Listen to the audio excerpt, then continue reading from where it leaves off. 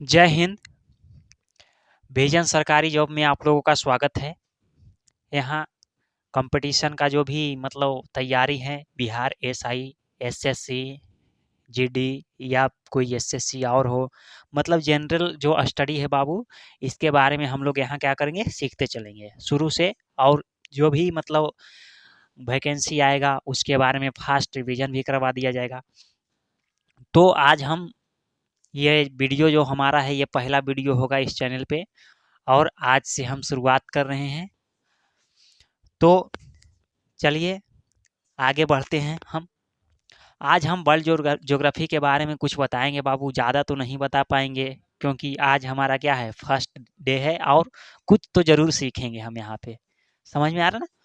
तो world geography में क्या क्या पढ़ना होता है, जैसे कि अक्षांश देशांतर के बारे में आप लोगों को तो ज्ञान होना ही चाहिए कि किसे अक्षांश कहते हैं, किसे देशांतर कहते हैं। और इसी से टाइम भी निकलता है बाबू कि टाइम यहाँ का इतना है, फिर यहाँ इस देश में इतना क्या है, जो भी अंतर है टाइम का, वो क्यों, कितना अंतर हो सकता है और कितना डिग्री जो है देशांतर दूर है, पूरब में है या पश्चिम में है, ये सब का क्या पता चलता है। फिर इसके बाद हम लोग पढ़ेंगे जो पूरा जो ब्रह्मांड है इसके बारे में। फिर जो प्लेट यानी क्या, प्लेट टेक्टोनिक थ्योरी जो है, इसके बारे में पढ़ेंगे कि किस प्रकार से जो भूकंप कैसे आता है, इसके बारे में जानकारी हम लोग प्राप्त करेंगे। हमारा जो पृथ्वी है इसके बारे में, निर्माण के बारे में हम लोग पढ़ेंगे। समझ में आ रहा है ना? तो यानी कि वर्ल्ड ज्योग्राफी में बहुत सारा कुछ विश्व के बारे में, यानी कि पूरा ऑल विश्व को रख करके, यानी पूरे पृथ्वी और ब्रह्मांड को रख करके हम लोग जानेंगे। तो शुरू करते हैं। हम लोग आज अक्षांश और देशांतर के बारे में आप लोग को समझाएंगे कि अक्षांश क्या है और देशांतर क्या है। तो आप लोग जुड़ते जाइएगा, सब्सक्राइब आप लोग करते जाइएगा बाबू, अगर सीखना है हमारे साथ। तो देखिए, ये मान लेते हैं हम पृथ्वी है, ये मान लेते हैं क्या, पृथ्वी है। तो जो इस प्रकार से रेखा होती है, पड़ी रेखा जैसे बोलते हैं, पड़ी रेखा, और एक होती है खड़ी रेखा। तो जो पड़ी रेखा होती है उसे हम क्या कहते हैं, अक्षांश कहते हैं। यानी यहाँ से क्या, ये बीचों बीच पृथ्वी के हो गया क्या, 0 डिग्री अक्षांश। क्या हो गया, अक्षांश। फिर इसी प्रकार से ये होती है, बहुत सारे अक्षांश।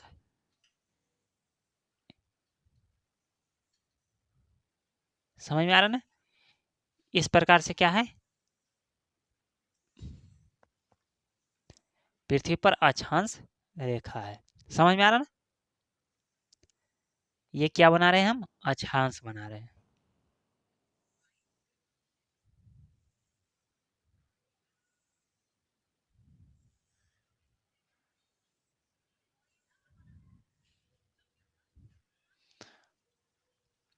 तो ये क्या है, अक्षांश रेखा है। तो ये जो 0 डिग्री मान लेते हैं, इसी तरह से यहाँ क्या है, मान लेते हैं इसको 5, 10, 15, 20, 10, 20 करके हम लेते हैं। 0, 10, 20, 30, 40, 50, 60, 70, 80 और यहाँ क्या, 90।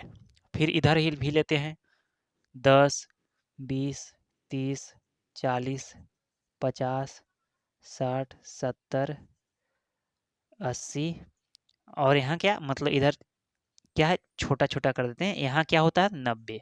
समझ में आ रहा है ना? इस प्रकार से होता है।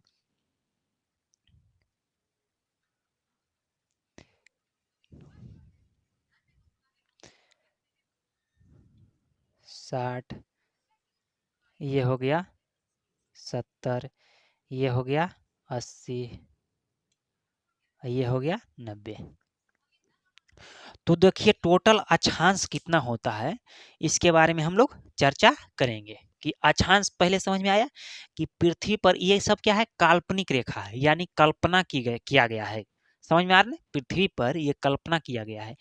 तो किसी भी देश का, किसी भी शहर का एग्जैक्ट लोकेशन जो पता होता है, यानी कि ये अक्षांश और देशांतर के माध्यम से ही पता होता है एग्जैक्ट लोकेशन।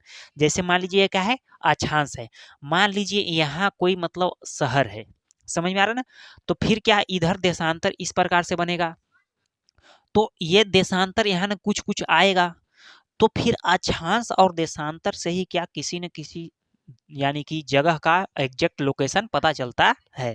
और इसी के माध्यम से जो सैटेलाइट है इसी पे काम करता है, और इसी के माध्यम से जो कहीं भी क्या बम गिराना है, एग्जैक्ट लोकेशन पर कैसे गिरता है कोई भी बम, यहाँ से चलाते हैं और कहीं और जाकर के एग्जैक्ट लोकेशन पर क्या करता है, वहां जाकर के गिरता है। तो क्यों गिरता है, तो यही पर काम करता है। अक्षांश और देशांतर को क्या किया जाता है, सेट किया जाता है उसमें, मतलब जो कंप्यूटर होता है उसमें सेट किया जाता है और उसी के अनुसार वहां जाकर के पहुंचता है। समझ में आ रहा है ना। तो किसी भी स्थान का अगर मतलब लोकेशन ज्ञात करना हो तो वो किस प्रकार से पता चलता है, अक्षांश के माध्यम से पता चलता है और देशांतर के माध्यम से पता चलता है। तो अक्षांश किसे कहते हैं, यानी वह काल्पनिक रेखा जो पृथ्वी के क्या हो, क्षैतिज हो, क्या हो, क्षैतिज हो, यानी कि पृथ्वी के क्या हो, क्षैतिज हो, उसे हम क्या कहते हैं, अक्षांश रेखा कहते हैं।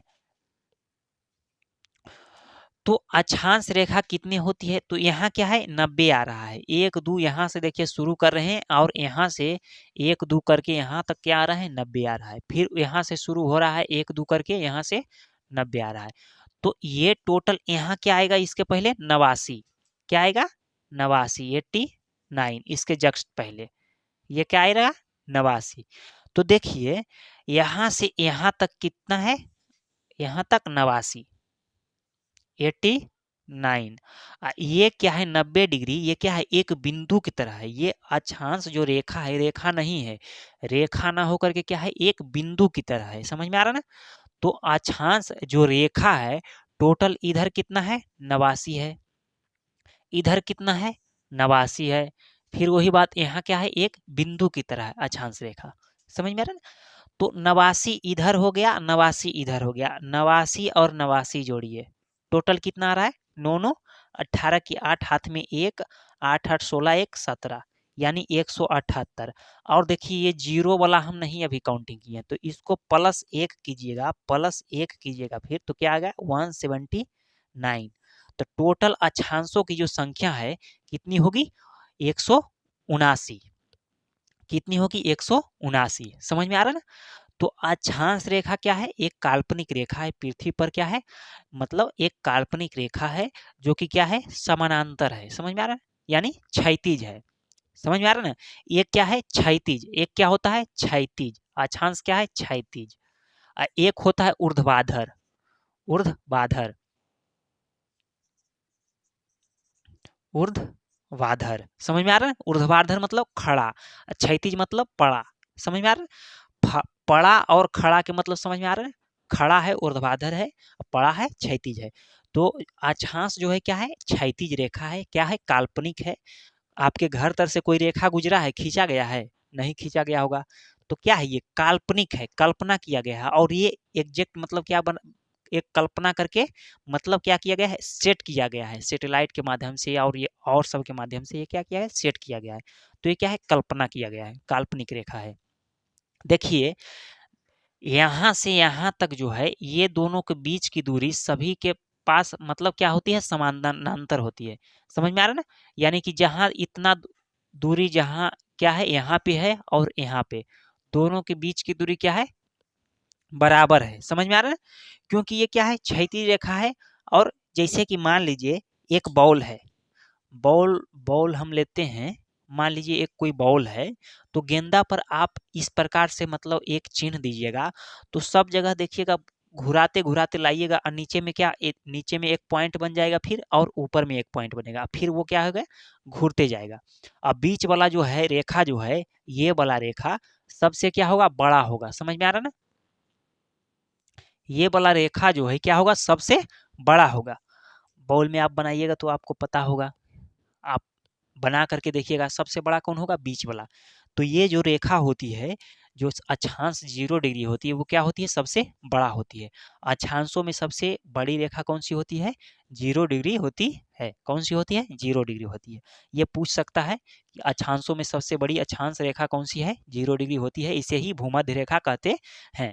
इसे ही क्या कहते हैं, भूमध्य रेखा। भूमध्य रेखा, समझ में आ रहा ना। देखिए, दो दो अक्षांशों के बीच की दूरी, मान लीजिए यहाँ 0 है, यहाँ 1 होगा, तो दो अक्षांशों के बीच की दूरी जो है उसे हम क्या कहते हैं, जोन कहते हैं। क्या कहते हैं, जोन। अक्षांशों के बीच की दूरी जो होता है उसे क्या कहते हैं, जोन कहते हैं। समझ में आ रहा है। जोन का मतलब क्या होता है, क्षेत्र या एरिया, ये सब होता है। तो उसे हम क्या कहते हैं, जो दो अक्षांशों के बीच की दूरी को हम क्या कहते हैं, जोन कहते हैं। क्या कहते हैं, जोन कहते हैं। और इसकी दूरी दो अक्षांशों के, मतलब दो अक्षांश जो है, मान लीजिए 1 डिग्री अक्षांश है और एक क्या है, 2 डिग्री अक्षांश है। तो ये दोनों के बीच की दूरी होता है, कितना होता है, 111 किलोमीटर होता है। दो अक्षांशों के बीच की दूरी कितनी होती है, 111 किलोमीटर होती है। कितनी होती है, 111 किलोमीटर होती है। दो अक्षांशों के बीच की दूरी कितनी होती है, 111 किलोमीटर होती है। समझ में आ रहा है। तो अक्षांश के बारे में तो हम लोग जान लिए। समझ में आ रहा, अक्षांश के बारे में हम लोग क्या किए, जान लिए। दो अक्षांशों के बीच की दूरी क्या कहलाती है, जोन कहलाती है। कितनी दूरी होती है, 111 किलोमीटर दूरी होती है दो अक्षांशों के बीच की दूरी। दो अक्षांशों के बीच की दूरी कितनी होती है, 111 किलोमीटर होती है। इसको क्या कहते हैं, दो अक्षांशों के बीच की दूरी, तो जोन कहते हैं। ये कैसी रेखा है, काल्पनिक रेखा है। सबसे बड़ी अक्षांश रेखा कौन सी है, भूमध्य रेखा है, जिसे हम क्या कहते हैं, 0 डिग्री अक्षांश भी कहते हैं। समझ में आ रहा है इतना बात। अब हम देशांतर के बारे में जान लेते हैं। देशांतर क्या है, इस प्रकार से रेखा, जिस प्रकार से ये पृथ्वी मतलब जो बनाए हैं, तो इस प्रकार से रेखा को मतलब क्या कहा गया है, देशांतर रेखा। यहाँ आकर के क्या मिल जाता है, समझ में आ रहा है ना।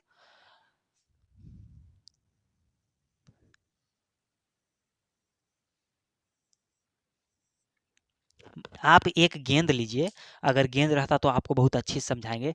देखिए, इस प्रकार से रेखा बनाइएगा, तो इधर जैसे इधर स्टार्ट किए, इधर खींचे, एक पीछे भी घूर जाएगा, मतलब ये क्या हो जाएगा, राउंडेड हो जाएगा। मतलब यहाँ से शुरू किए, फिर ये राउंड होकर के फिर यहाँ क्या हो जाएगा, मिल जाएगा। समझ में आ रहा है। तो ये रेखा जो होती है सब जगह क्या है, मतलब बराबर होती है। जो देशांतर रेखा होती है हम हमेशा क्या होती है, बराबर होती है। सब रेखा क्या है, बराबर है। मतलब एक इधर से, यहाँ से पॉइंट से स्टार्ट किए, फिर इसको घुरा करके इधर क्या किए, इधर लेकर के चलाए। मतलब ये क्या है, सभी मतलब बराबर है। लेकिन अक्षांश में ऐसा नहीं है। ये क्या है, बीच में है, जिससे ये क्या है, ज़्यादा लंबा हो गया है, ज़्यादा बड़ा हो गया है। फिर यहाँ धीरे-धीरे इसको क्या हो गया, छोटा हो गया, फिर लास्ट में ये क्या, एक पॉइंट बन गया है। क्या बन गया है, एक पॉइंट बन गया है। समझ में आ रहा है। टोटल अक्षांश कितना होता है, 179, जो आपको हम प्रैक्टिकली बता दिए हैं। वन मतलब 89 इधर, 89 ऊपर। इसको क्या कहते हैं, उत्तरी गोलार्ध कहते हैं। इसको क्या कहते हैं, ऊपर वाला को उत्तरी गोलार्ध, ऊपर को नॉर्थ कहते हैं, नीचे को साउथ कहते हैं।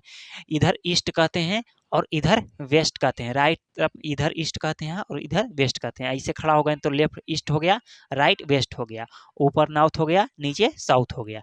समझ में आ रहा है। तो इसे उत्तरी गोलार्ध भी कहते हैं। 0 डिग्री से ऊपर वाला को उत्तरी गोलार्ध कहते हैं, 0 डिग्री से नीचे वाले को नीचे दक्षिणी गोलार्ध कहते हैं। और यहाँ से जो है ये रेखा, इसको पूरब में क्या कहते हैं, पूर्वी गोलार्ध कहते हैं, और पश्चिम में क्या कहते हैं, पश्चिमी गोलार्ध कहते हैं। तो भारत जो है यहाँ पे स्थित है। कहाँ स्थित है, यहाँ पे स्थित है। भारत इस एरिया में स्थित है। तो भारत ना ही तो उत्तर ना ही दक्षिण, ये दोनों के बीच में है। नॉर्थ और ईस्ट के बीच में है। अगर पूछेगा उत्तर दक्षिण में से पूछेगा तो कहाँ है, उत्तरी गोलार्ध में है। और पूर्व पश्चिम में से पूछेगा तो पूर्वी गोलार्ध में है। भारत कहाँ है, पूर्वी गोलार्ध में और उत्तरी गोलार्ध में, उत्तर पूर्वी गोलार्ध में भारत स्थित है। भारत के बारे में जब हम चर्चा करेंगे तो बताएंगे ये कितना डिग्री से लेकर के कितना डिग्री तक है, अच्छे तरीके से बताएंगे। समझ में आ रहा है। तो इस प्रकार से जो खड़ी रेखा होती है उसे हम क्या कहते हैं, देशांतर कहते हैं। समझ में आ रहा है ना, ऊर्ध्वाधर रेखा को। तो ऊर्ध्वाधर रेखा जो होती है वो क्या होती है, खड़ी होती है। और जो है सबकी लंबाई क्या होती है, बराबर होती है। क्यों बराबर होती है, आप एक गेंदा लीजिए और इस प्रकार से गोला बनाइए। दो बिंदु, एक ऊपर और एक नीचे, दो पॉइंट बना लीजिए और दोनों पॉइंट से मिला करके क्या कीजिए, गोला बनाइए, चारों तरफ घेरिए। तो आपको पता चलेगा सभी की लंबाई क्या है, बराबर है। समझ में आ रहा है ना। लेकिन उसमें आपको पता चलेगा, एक बात गौर करने का है कि जब हम गेंद में आप ले करके इस प्रकार से राउंड गोला बनाइएगा, यानी कि जब देशांतर बनाने का कोशिश कीजिएगा, तो बीच में जो होगा, यहाँ जो होगा बीच वाले में, इसका जो है क्या होगा, इसका जो है यहाँ पे मोटाई देखिए, यहाँ पे क्या है, ये दोनों के बीच की दूरी कम है, लेकिन यहाँ पे क्या है, सबसे ज़्यादा दूरी है। तो जो अच्छा 0 डिग्री अक्षांश के पास जो होता है, इसका मतलब दूरी होता है वो क्या होता है, ज़्यादा होता है। और ध्रुव के जैसे-जैसे करीब जाता है देशांतर, तो दोनों देशांतरों के बीच की दूरी क्या होती है, घटते जाती है। समझ में आ रहा है ना ये बात? देखिए, यहाँ ये दोनों देशांतर के बीच दूरी सबसे ज़्यादा है। जैसे-जैसे ये जा रहा है ध्रुव की ओर, इसकी दूरी क्या हो रही है, घटती रही है। यहाँ गया तो एक पॉइंट पर आकर के मिल गया। समझ में आ रहा है ना? तो 2 देशांतरों के बीच की दूरी सबसे महत्तम यानी सबसे ज़्यादा कहाँ होती है, भूमध्य रेखा के पास होती है। सबसे ज़्यादा कहाँ होती है, भूमध्य रेखा के पास होती है।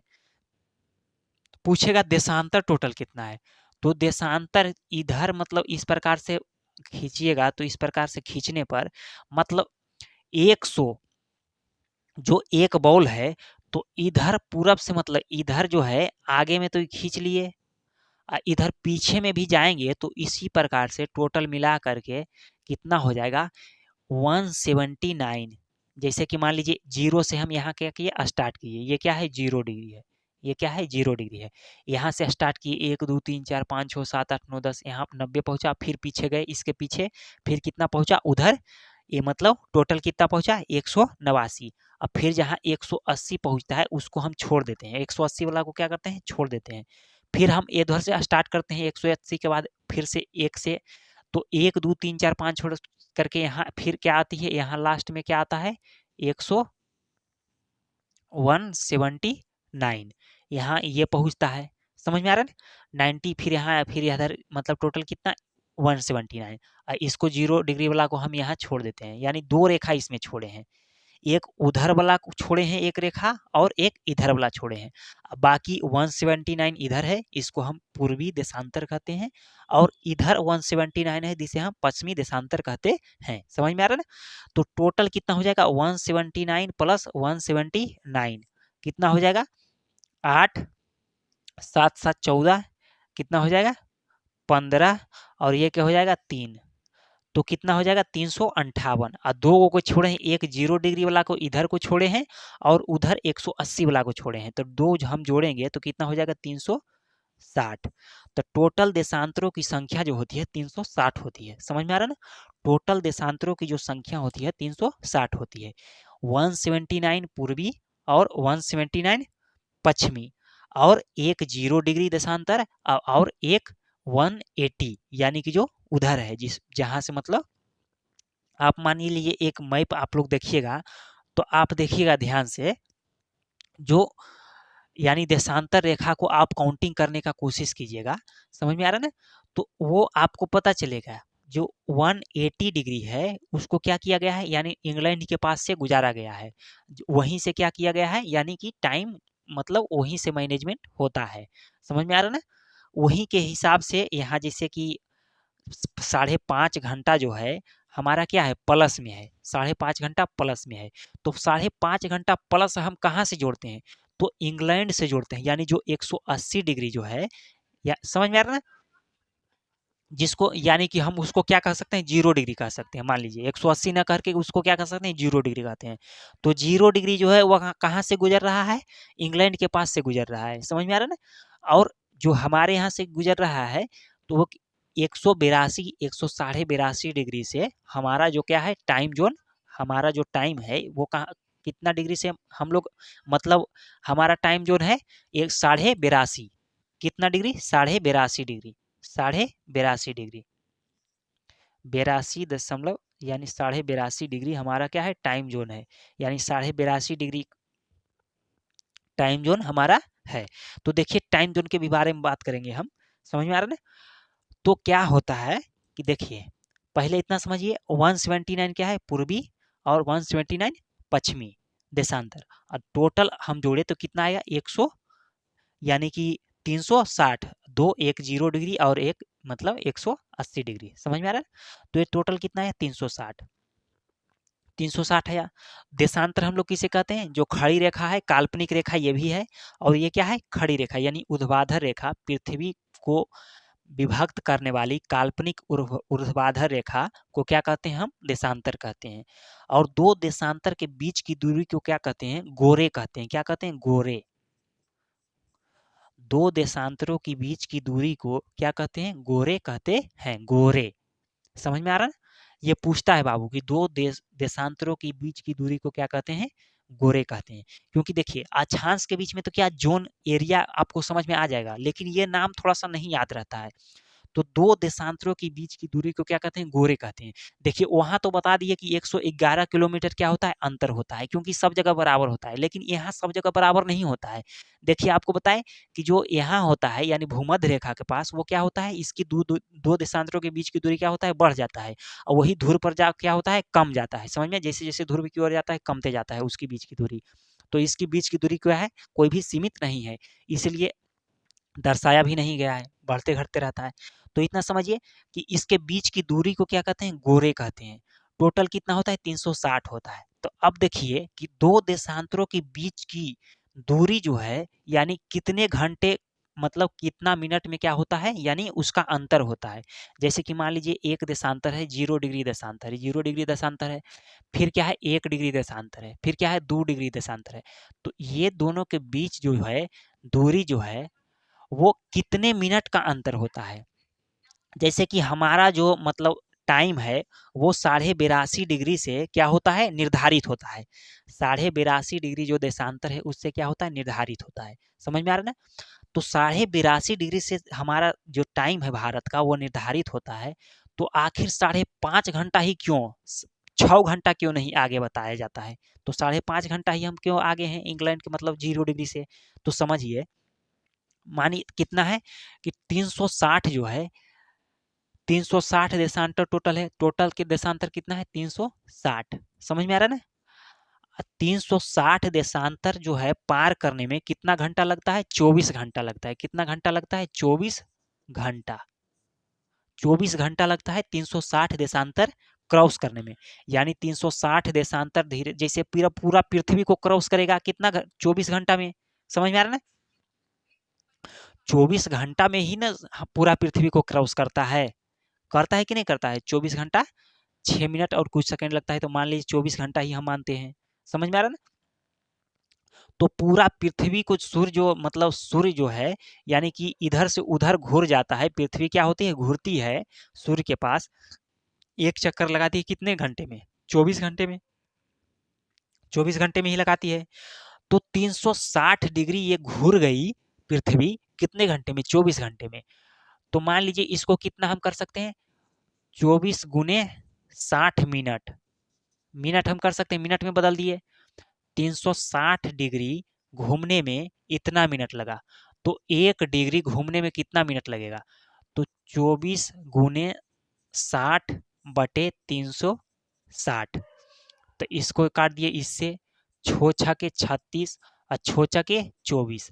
तो 1 डिग्री घूमने में कितना मिनट लगा? 4 मिनट। कितना मिनट लगा? कितना मिनट लगा? 4 मिनट। आप काटिएगा तो आपको समझ में आ जाएगा। देखिए फिर से हम कहते हैं यहाँ, देखिए इधर, इसको हम मिटाते हैं बाबू।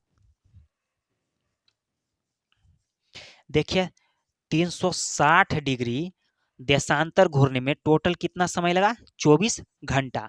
तो 24 घंटा को हम मिनट में बदल देंगे तो 24 गुने 60 मिनट हो जाएगा। 24 गुने कितना हो जाएगा? 60 मिनट हो जाएगा। और 360 डिग्री देशांतर घूमने में इतना मिनट लगा, तो 1 डिग्री देशांतर घूमने में कितना मिनट लगेगा? तो 24 गुने 60 मिनट बटे 360, इतना मिनट हो जाएगा।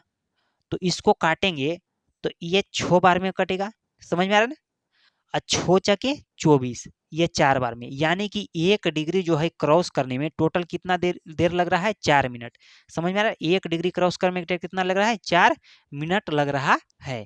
कितना मिनट लग रहा है? 4 मिनट लग रहा है। तो हमारा जो है टाइम किस पर कहाँ से निर्धारित होता है? 22 डिग्री देशांतर से निर्धारित होता है। तो 22.5 डिग्री यानी कि 22.5 डिग्री 82 डिग्री जो देशांतर है वो कितने देरी में मतलब लगाएगा। तो इसको हम क्या करते हैं, 4 से गुना कर देंगे। कितने, 4 से गुना कर देंगे, क्योंकि 1 डिग्री देशांतर कितने मतलब कितने देरी में पार करती है, 4 मिनट में 1 डिग्री देशांतर। तो 82.5 डिग्री हमारा जो है वो कितने देरी देरी में पार करेगी, तो 82.5 गुने 4। तो आप इतना समझिए कि 4 मिनट में 1 डिग्री मतलब क्रॉस करती है, 1 डिग्री 4 मिनट में। तो 4 गुने 15 करेंगे तो 60 हो जाएगा। अगर वही पूछेगा 1 घंटा में, 1 घंटा में कितने डिग्री तय करेगा, यानी कितने डिग्री पार करेगा, तो 4 मिनट में कहाँ लिखें, यहाँ लिखते हैं हम बाबू। देखिए 4 मिनट में 1 डिग्री क्या करता है, क्रॉस करता है। तो 60 मिनट में कितने डिग्री क्रॉस करेगा, तो 15 डिग्री देशांतर जो है, समझ में आ रहा है ना। 15 जो देशांतर है, यानी डायरेक्ट कितना, 15 डिग्री, 1 घंटा में कितना डिग्री, 15 डिग्री क्या करेगा, देशांतर क्रॉस करेगा। यानी 15 डिग्री देशांतर मतलब देशांतर यहाँ है, देशांतर। तो 15 डिग्री देशांतर कितने देर के बराबर हो जाएगा, 1 घंटा हो जाएगा। समझ में आ रहा है ना। तो यहाँ देखिए इसको गुना कीजिएगा, तो गुना कीजिए आप लोग, गुना कीजिए तो कितना होता, 15 पचे 75, 1 घंटा, 5 घंटा में क्या होगा, 15 पचे 75, यानी 75 डिग्री हो गया। और जो है बचा कितना, 82, तब 15 5 20, यानी 7.5, 7.5 हुआ। तो 7.5 डिग्री देशांतर कितना, आधा घंटा। तो आधा घंटा यानी 5.5 घंटा क्या हो जाएगा, अंतर है, 5.5 घंटा अंतर है। समझ में आ रहा है ना, 5.5 घंटा अंतर है। क्यों अंतर है, समझ में आ गया ना। तो देशांतर से ही क्या टाइम निकलता है बाबू, देशांतर से ही टाइम और डेट का पता चलता है। समझ में आ रहा है ना।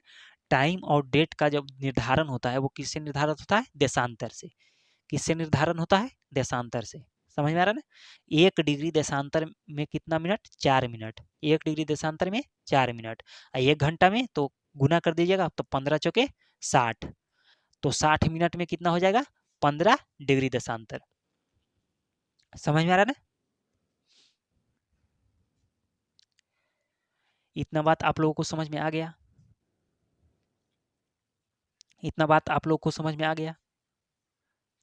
देखिए जो पड़ी रेखा है उसे क्या कहते हैं, अक्षांश कहते हैं। टोटल अक्षांशों की संख्या कितनी होती है, 179। कितनी होती है, 179, क्योंकि ऊपर वाला एक बिंदु घट जाएगा, नीचे वाला एक बिंदु घट जाएगा, और बीच वाला एक जुड़ जाएगा। समझ में आ रहा है ना।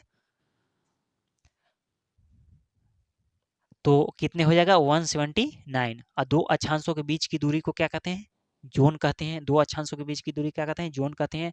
और दो अक्षांशों के बीच की दूरी कितनी होती है, 111 किलोमीटर होती है, 111 किलोमीटर होती है। और सबसे लंबी अक्षांश रेखा जो कौन सी है, 0 डिग्री अक्षांश रेखा है, या भूमध्य रेखा भी कह सकते हैं, या क्या कहते हैं, भूमध्य रेखा भी कहते हैं। फिर कहता है देशांतर, देशांतर टोटल कितनी है, 360। देशांतर टोटल कितनी है, 360। और 360 देशांतर है। समझ में आ रहा है ना। और दो अक्षांश देशांतरों के बीच की दूरी को क्या कहते हैं, गोरे कहते हैं। जैसे जैसे हम ध्रुव की ओर बढ़ते हैं वैसे वैसे दो देशांतरों के बीच की दूरी घटती जाती है। और भूमध्य रेखा में दो देशांतरों के बीच की दूरी क्या होती है, सर्वाधिक होती है। समझ में आ रहा है ना। और 1 डिग्री देशांतर मतलब के बीच की दूरी जो होती है, 1 डिग्री देशांतर में कितने मिनट की अंतर होता है, 4 मिनट का अंतर होता है। दो कहेगा दो देशांतरों के बीच की क्या होती है, जो दूरी है वो कितने मिनट के अंतर के बराबर होती है, 4 मिनट के अंतर के बराबर होती है। तो इसी प्रकार से 1 घंटा का अंतर कितने देशांतरों के मतलब दूरी के बराबर हो जाएगा, तो कितने देशांतरों, 15 देशांतर के दूरी के बराबर। समझ में आ रहा है ना। 1 घंटा में 15 देशांतर के बीच की दूरी के अनुसार। तो हमारे यहाँ कितना है, निर्धारण होता है 82.5 डिग्री से निर्धारित होता है टाइम हम भारत में। तो इंग्लैंड से हम कितने मतलब घंटे आगे हैं, कितने, 5.5 घंटा। देखिए आगे पीछे क्या होता है, यहाँ मान लीजिए 0 डिग्री है, यहाँ मान लीजिए इंग्लैंड है, 0 डिग्री है, और हम क्या है, इधर हैं। तो हम आगे हैं, अगर पूरब की ओर जैसे बढ़ेगा तो हम क्या है, आगे हैं, और पश्चिम की ओर जैसे बढ़ेगा क्या है, ये पीछे है। समझ में आ रहा है ना। मान लीजिए यहाँ भारत है, यहाँ भारत है और यहाँ पाकिस्तान है, तो भारत में जैसे अभी 7 बज रहा है, भारत में क्या आ रहा है, 7 बज रहा है, तो पाकिस्तान में अभी पीछे है, वो क्या होगा, पीछे होगा, यानी पाकिस्तान में अभी 6:30 बजेगा, अब पीछे है। तो यहाँ मान लीजिए इंग्लैंड है, तो इंग्लैंड में कितना बजेगा, हमारे यहाँ 7 है, तो वहाँ क्या बजेगा, 1:30 बजेगा। समझ में आ रहा है ना। तो ये क्या है, पीछे है। इधर पूरब की ओर जैसे जैसे बढ़ेंगे क्या, आगे होते जाएंगे, प्लस होते जाएगा, और जैसे जैसे पश्चिम की ओर बढ़ेंगे क्या हो जाएगा, माइनस होते जाएगा। समझ में आ रहा है ना टाइम। तो इससे देखिए 2 क्वेश्चन पूछता है ज़्यादातर। कौन सा दो क्वेश्चन पूछता है कि 2 देशांतरों के बीच की दूरी को हम क्या कहते हैं, ये क्वेश्चन पूछ सकता है और पूछते रहता है। 2 देशांतर के बीच की दूरी को हम क्या कहते हैं, गोरे कहते हैं। और ये भी पूछ सकता है कि 2 देशांतरों के बीच की दूरी सर्वाधिक कहाँ होती है, ये क्वेश्चन पूछता है बाबू। 2 देशांतरों के बीच की दूरी सर्वाधिक कहाँ होती है, तो भूमध्य रेखा पर होती है। समझ में आ रहा है ना। और पूछ सकता है एक क्वेश्चन और इसमें से आता है कि 2 अक्षांशों के बीच की दूरी कितने किलोमीटर होती है। 2 अक्षांशों के बीच की दूरी कितने किलोमीटर होती है, 111 किलोमीटर होती है। और इसमें से ये एक क्वेश्चन पूछ सकता है कि सबसे लंबी अक्षांश रेखा कौन सी होती है। समझ में आ रहा है ना। सबसे लंबी अक्षांश रेखा कौन सी होती है, तो 0 डिग्री यानी कि भूमध्य रेखा होती है। बस हम आज यहीं क्लास स्टॉप करते हैं, और जो अगले वीडियो में है हम इससे आगे बढ़ेंगे। समझ में आ रहा है ना। इससे आगे हम पढ़ेंगे और दूसरा टॉपिक लाएंगे बाबू। हम ब्रह्मांड के बारे में पढ़ेंगे अगले वीडियो में। इसमें केवल अक्षांश देशांतर के बारे में इतना ही बताना था। तो मिलते हैं नेक्स्ट क्लास में। जय हिंद।